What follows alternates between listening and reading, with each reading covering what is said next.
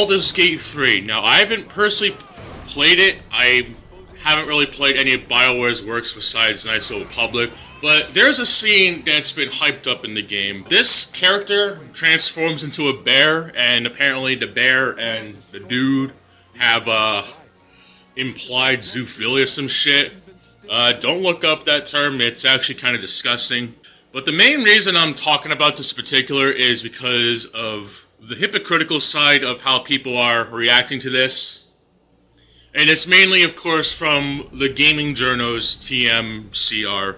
When these are the same dipshits who got mad at things like Dragon's Crown from all those years ago, saying that this is vile, this is disgusting, why the fuck would they put this in the game? Why are the women sorcerers, scantily wearing clothes? It's fucking stupid. I'm guessing it's supposed to be something that's really funny, and I'll be honest, I can see the humor in that shit, but the double standards of such nonsense is just ridiculous. People get pissed off at Dragon's Crown, but then they praise this game. Because, implied zoophilia is totally appropriate, right? This is kind of like the same energy that when the Sailor Moon dub, way back then, censored lesbian relationships in favor of incest. If people think that the likes of the dick dub from Sailor Moon and even Sonic X from 4Kids is considered hokey, this is advanced darkness, hokey nonsense, where people think that this is like the funniest thing ever, but then they look at something like Dragon's Crown and think it's the most vile shit ever. If you like Fire Force, the way that it is now, a decent show ruined by bad fan service. Kinda like with Dark Souls 3. I low-key got satisfaction, but only because I finally got past that shit, and that free phase thing can once again fuck off. Multi-phase boss fights in Dark Souls should have never been a thing, and the fact that Elden Ring amplifies that to 11, yeah, I'm not playing it. And by the way, to those who think that fighting Sister Fried is not a waste of time, fuck you, seriously. But anyway, let's get into the real meat and potatoes of this segment. That game is ass.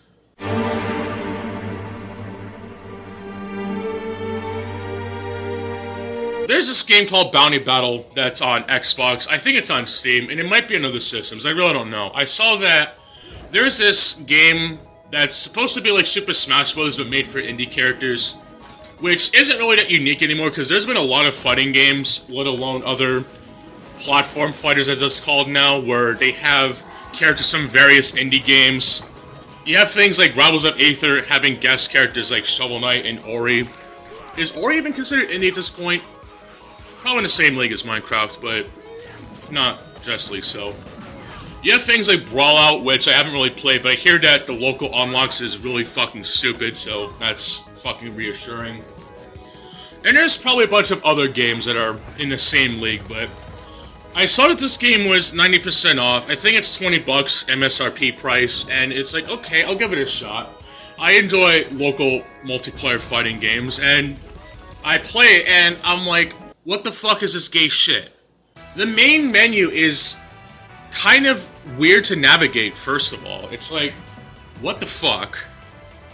There's barely any modes to speak of. The tournament mode for it, which is actually the challenge mode, where there are 5 different fights, and if you beat the boss, which is just a gold recolored skin of a character, having whatever the fuck equivalent of the Mega Mushroom is from Super Smash Bros. The character is like really big. When I played the tutorial, I thought that green floating fucker's head, who kind of reminded me of Invader Zim for a second, I thought that was going to be the boss, but no. This challenge mode basically requires you to complete each of the missions, and if you beat the boss, you unlock a new character, which was kind of weird because you see 1 of 30, but you can't select 2 of 30 until you beat the boss. Game doesn't really convey the fact you can just skip right to the boss fight that fucker, and then just move on to the next character to unlock that character's series of challenges. But if you beat each of the challenges without dying, you get a new skin.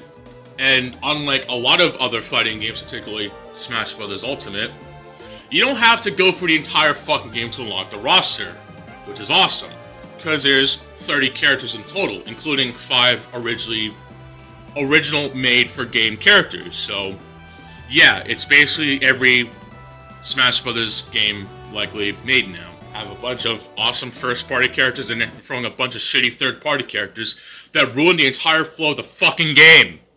Joker, Sephiroth, Cloud, Steve, Sora. Okay, I'm not gonna hate on Sora too much, but my god, people were really fucking wanting that fucking Chris Thorndike lookalike. And I am not sorry for that joke.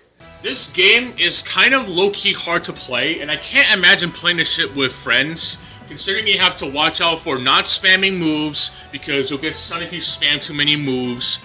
All of your attacks, except your basic light ones, consume stamina, so it's like Dark Souls now. That's fucking excellent.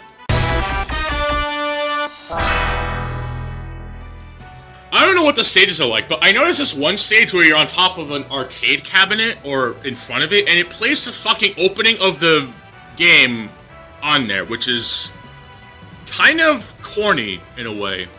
This game is fucking weird as shit, dude. It has this really weird mindset of being strategic, but with the way the challenge mode works, one of them, which involves using, I think, one of the worst characters in the game. There's like 30 other characters, but fuck it. This fucking archer bitch. So he barely has any moves he can use, and you're supposed to knock out 10 opponents off the arcade arena, and if you do this without dying, you get a skin. This shit really fucking pissed me off because she's just a fucking shitty character. One of her ultimate moves is laying down a trap. No, Fred, not those traps. Fuck off. And the fact that I want to charge you $20 for basically an indie fighter smash game with a fucking horrible UI, no online by the way, but I'm not going to really hold it against that because it would be kind of stupid if I started to now. I have not been this pissed off at a fucking indie game since Super Rocket Shootout and even 99 Vitus. And I'm sorry, the game is still a piece of shit, and Super Rocket Shootout is even worse. What the fuck is this character design? What the fuck is this? Fucking awful. Get rid of it. Fucking massively overpriced on Steam too. And the fact that Cubelight Studios, I think, published another game that is somehow even worse looking than this one is pretty funny. Got to put this shit on my backlog, because that shit looks really fucking retarded and even more cornier than a corny concerto. Ugh. Oh boy, the dude who doesn't make a fucking cent talking about YouTube copyright. What the fuck is he talking about? Well, I streamed a game called LEGO Star Wars 2, and knowing that that game, as good as it is, a lot of the music is from the movies, which means that playing that shit is basically copyright hell. So what I opted to do is to have Super Star Wars, which is basically the original trilogy of games made on the Super Nintendo, with Super Empire Strikes Back, and yes, that's what it's called, and Super Return of the Jedi, which basically has recreated music using the Super Nintendo sound effects chip or whatever. I don't know the exact make or model, but the point is that the people who made the games have recreated the music from the films but on a Super Nintendo, and I'm thinking it won't be that bad in terms of YouTube detecting it that it is based off of John Williams. I figured I would have this music in the background while I would stream the game. I also remember when I went on break, you know, probably use the bathroom, I had the music in the background, and when I came back, I didn't really think anything of it. Then when I checked the live stream and I saw that there was a copyright, I was like, wait a minute. Apparently the Super Nintendo music of Star Wars music is enough to detect that Super Nintendo music that sounds like John Williams' score of Star Wars music is the same shit. But then there are two other instances, one of which I recently found out actually, which kind of pissed me off. So the second instance of this is when I made that Advance Wars video log talking about how I am once again excited for this game and whatnot. I use a song from Max Payne, which is part of the Nightmare sequence, which I'm not really the biggest fan of, by the way, and I'm not going to really elaborate why. And I use that bit in the beginning of the video where I use a screen still of the line that pissed off so many snowflakes because, oh my god, not Russia is invading, not America. And I basically use the sound effect, not really sound effect, sorry, a music piece from Max Payne. And I'm like, okay, this could actually work. You know, I like to use music that fits with the little editing shit I got going on. Only to find out that that shit got copyright flagged or whatever. I really don't know what the fuck you want to call it. I checked the claim, and it's from some shitty rap song that took a sample from the game, it has shit at the beginning which is inaudible, like every fucking rap song ever made now. And it has the exact sound clip that I use in that video of mine. And I'm like, what the fuck? It's not the fucking artist who made that shit. I hollered at the person who made that song originally. Copyrighted. Like, it'd be one thing if I was like playing Driver 2, which I want to go on about that really quick as well. Remember the good old days of YouTube when there was a one scene in Driver 2 with the bar scene and there was a copyrighted song playing in the background and people like, can't view this cutscene on YouTube because YouTube's bots will come get me. Now it's the whole fucking soundtrack of the game that's considered copyrighted. And yes, I know some people are going to say, oh, well, everything is copyrighted. Like how Goku is copyrighted. Or some fucking gay-ass shit. But the point is that if you're just playing a game that doesn't have licensed music, it should not be under this fucking bullshit of playing a game that has an original soundtrack, doesn't have any fucking music you ever hear on the radio or some retarded shit. The final nail in this coffin of this bullshit was when I was playing Metal Gear Solid 2 on live stream recently. There is the most profound moment in game history. Only to fucking find out that when I checked the video itself, it got a copyright strike and was like, wait a minute. Or not a copyright strike, fuck it. Copyright claim. A copyright claim from a fucking in-game cutscene from the codec, which is the most profound moment in game history. You know, the one about, you know, that scene. I can't play it because it'll get copyright claimed.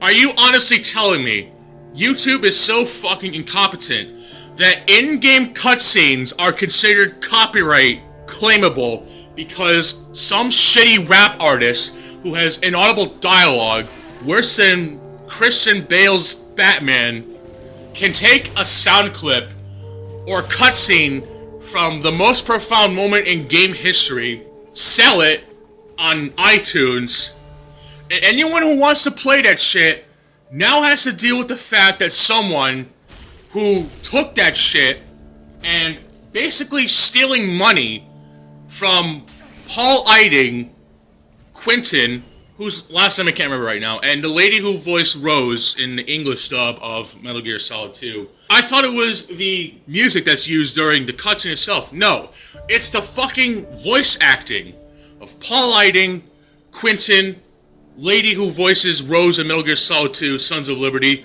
the English dub version, you fucking nincompoop. And yes, you can shut the fuck up about how I don't know that there's different dubs or whatever, although I'm pretty sure the US version came out first. I don't want to talk about that shit either. So you mean to tell me that if I'm playing any fucking game, I have to worry about some shitty rap artist, inaudible dialogue, watched Yamfa's video, I hope I said that right by the way, of how to abuse YouTube's copyright system, making some stupid shit made on some music program on the PS2. I think Ted2D Gamer used to use it in his videos. Make that song in that video game, then put the fucking soundtrack or whatever the fuck audio source you want in your fucking shitty ass song, and now everyone is suffering the consequences. The only person that ends up winning is the person who made that shit and is stealing shit. What the fuck? Now you're probably wondering, why are you so pissed off about this? You don't make a cent off of doing this. Because some degenerate piece of shit decided to make a really shitty rap song and put something that isn't even theirs, and then put it on their song and then sell it on YouTube money, whatever the fuck. But the fact that this shit, you would have to either fill out your personal information to some non-existent company or just bite the bullet and mute fucking cutscene audio. If I were to bring back Play a Place, for example, and I wanted to play a video game, am I gonna have to worry about having to deal with the fact that someone might take a cutscene dialogue from a game? Like, let's take Mega Man X4 for example. Am I gonna have to worry about someone taking Zero's English dub of What Am I Fighting For because some degenerate piece of shit made a shitty remix with inaudible rap dialogue and then just taking that bit of Zero saying, "What am I fighting for?" Are we gonna have to fucking worry about that shit now? Fucking piece of shit. I don't have anything else to say. This is Escape Room Club. I will see you all next file. Thanks for watching, and take care.